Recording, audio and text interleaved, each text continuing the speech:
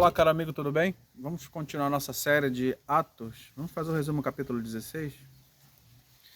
Interessante, o apóstolo Paulo estava num lugar chamado Listra e conheceu um rapaz chamado Timóteo.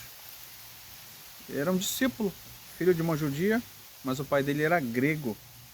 E para evitar problema, o apóstolo Paulo tomou uma decisão bem drástica, né?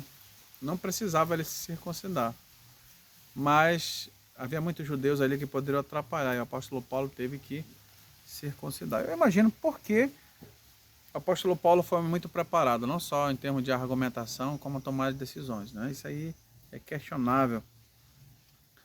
E ele foi pregando evangelho. Se ele fez certo ou errado, há muitas pessoas que discutem, né? O apóstolo Paulo teve uma visão, ele estava percebendo que estava tendo algo que impedia dele pregar em determinado lugar. O Espírito Santo fez ele não ir, né? Não permitir. E à noite sobreveio Paulo uma visão no qual um varão da Macedônia estava em pé e rogava, dizendo: "Faça a Macedônia nos ajude." Interessante. Assim teve visão, imediatamente procuramos partir daquele destino, concluindo que Deus havia chamado para anunciar o evangelho. Então ele foi para lá por rumo dos macedônios. E ele chegou num certo lugar, certa mulher chamada Lídia, ela era vendedora de perfume da cidade de Tiatira, era uma mulher muito temente a Deus, ela vendia púrpura também. E ela começou a abrir o coração para Deus, para entender as mensagens do apóstolo Paulo. E ela rogou que ela fosse na casa dela, e ele foi. E em certo lugar eles estavam pregando a mensagem, de repente apareceu uma mulher com espírito adivinhador. Adivinhava tudo. E até ela falou palavras verdadeiras, né? Ela disse assim: "Estes homens são servos do Deus Altíssimo, vos anunciam o caminho da salvação." O apóstolo Paulo, né, poderia ser o diabo, né, de certa forma, dando a exaltação da mensagem, mas pelo contrário, ela estava falando uma verdade. E ele falou assim, indignado: "Em nome de Jesus Cristo que eu te mando, retira-te dela." E ela saiu na mesma hora. E isso causou um grande problema para o apóstolo Paulo. E as pessoas que ganhavam dinheiro foram até as autoridades e amarraram eles, né? E argumentaram que a gente não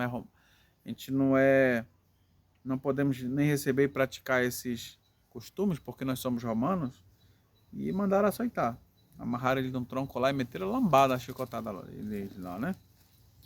E eles foram presos por causa disso. Quando foi lá para meia-noite, eles estavam cantando, louvando a Deus, e houve um terremoto.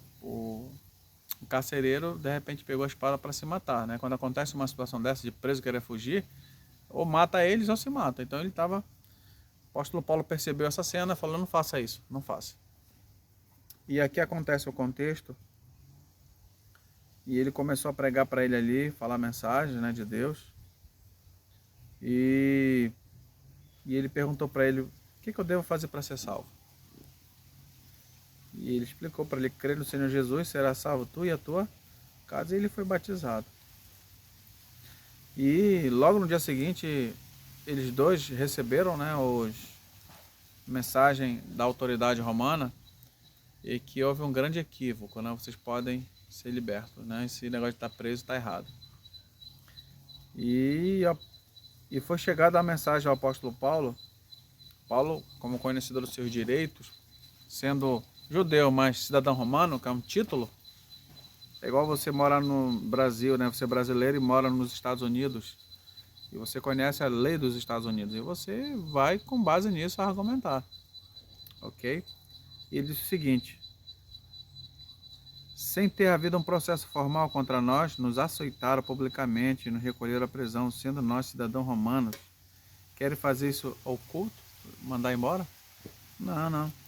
Venham eles pessoalmente e nos põem em liberdade."